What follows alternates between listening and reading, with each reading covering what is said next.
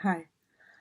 Today I'm going to talk about feeling vulnerable and learning to be yourself. Um, but first, I'm going to share my gratitude. So, I am so incredibly grateful for the wonderful group of friends that I spent yesterday afternoon and evening with. We had an amazing, amazing time. Well, I had an amazing time. Them you'd have to ask, but we connected so deeply, and there was so much space there for fun, for enjoyment, but also for feeling really settled within myself. And I really am grateful for that. Plus, we played instruments at the end and at the end of the day, and that was so much fun. So, yeah, that's my gratitude. And it fits in also with what I wanted to talk about today, uh, which is which is about vulnerability in terms of really discovering who you are and really being that person 100% of the time as much as possible with everyone, regardless of how it feels inside. And by regardless, I don't mean to ignore it, but I mean to be aware of how it feels and then giving space for that, healing that part of us that feels so strongly so many different things when we are attempting to fully be ourselves, and but still remaining yourself as much as possible. So basically, through being brought up and how we are brought up, through society and being who we are in society, and very well defined rules having been established about who we are, we try to fit into those molds so much that then we get lost. Or at least that's how I felt. Um, and what's funny is that I was actually brought up in a family that really let me be myself in a lot of ways, that had freedom at its heart of how they approached life, and also there was an attempt to not be in society, and there was a huge rejection of society as a whole. And so therefore I was brought up in an environment where being part of society was not the right thing to do. And then I just so you when brought up in that environment, I could learn to recognize the patterns of society better. I think maybe, or at least to learn how to recognize them, and I could be able to decide to not be fitting into them, or even more so, I kind of was pushed very strongly to not fit into those models due to how I was brought up and due to my parents' beliefs when it comes to society. But this said, though, that in itself is a mold, because for someone to be able to be truly who they are and how they are, it requires the other person or the other people to have a full acceptance of, and again, we're talking about as much as possible here, of how a person is. And that means that there has to be a space for that person to be able to be themselves between the other people and them. There has to be that area, that zone here, where we can really be ourselves. And where that, no matter how weird or wonderful it is, the other people need to be able to then accept that and welcome that the way it is. Bearing in mind that in a perfect world, we could behave without judgment and fully detached, but in reality, we're not yet in that perfect world. We are heading there, but we are not there yet. So, It's understanding that the other people will have judgment and will not never be fully detached from what it is that you echo into them and into their person and into their experiences and into their patterns and into their um, mode of being that you cannot change. But it's about understanding that there is all this load that is within us all, and then allowing for that space there, that buffer space of peace and of joy, of celebration, of who we are truly, no matter how it makes someone react or feel inside about us. I mean, I'm not being very clear, but I'm just going to continue anyway because I think it's important for me to put this video out there the way it is. Um, and I think it's also part of my process of where I am at right now is that I always strive to be perfect. And perfection for me is to not disrupt the other person as much as possible and to, um, in a way, to not be seen, which is hard because my job requires me to be seen. And there was that expression that we were using with my mom is to try and pass behind the wall and the poster without removing the poster from the wall. You know, it's to really not be seen in that way, to not disrupt anything. But the thing is that just by stepping on the earth, we disrupt the balance of everything.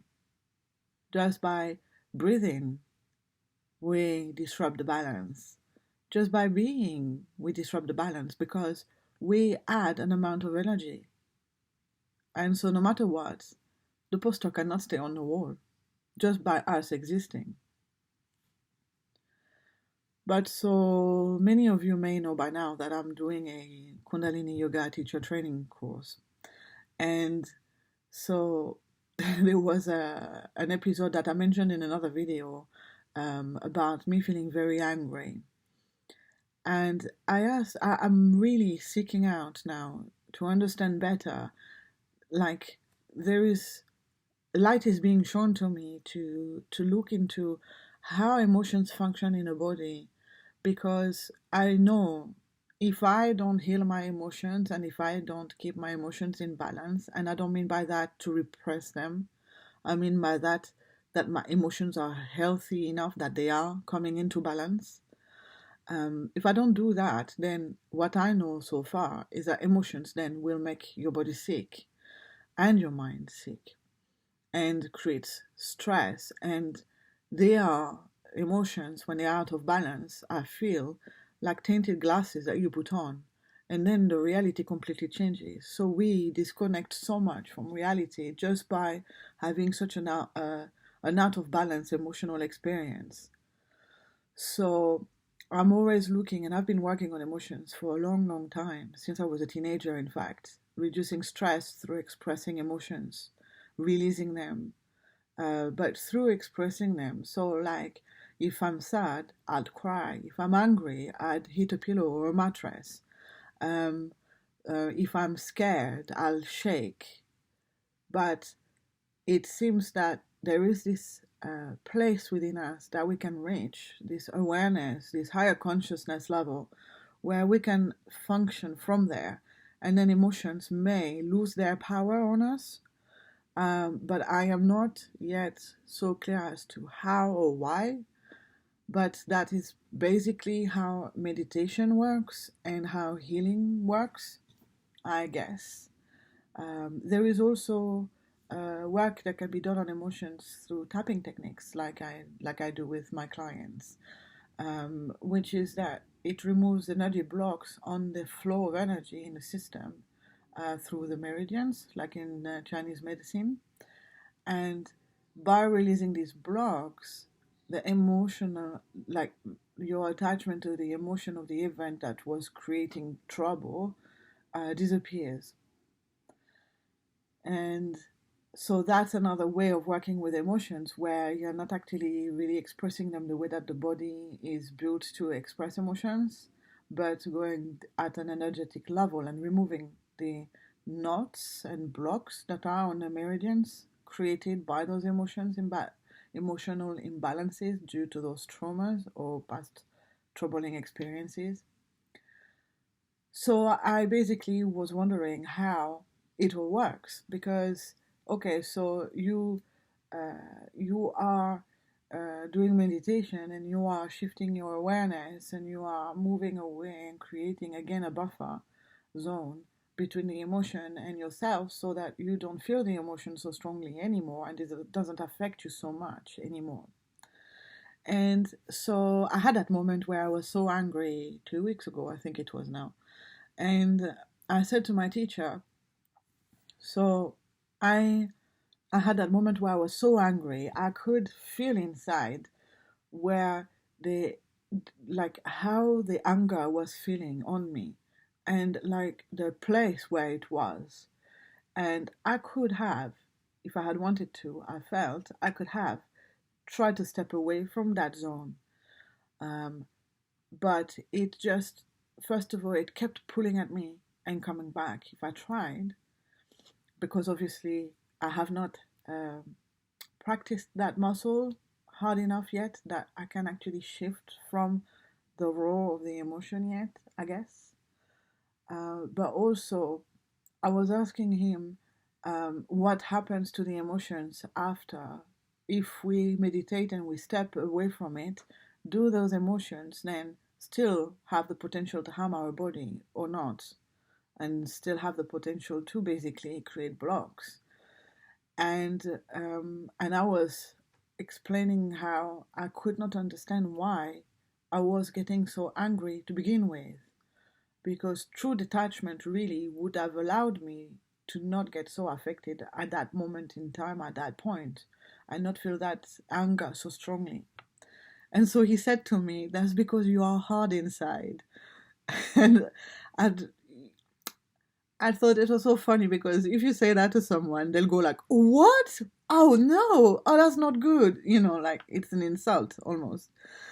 And it was so funny because my yoga training is from an ashram in India, and so my teacher, the way that he speaks English, is he doesn't have as much control of the English language as an English-born person would have.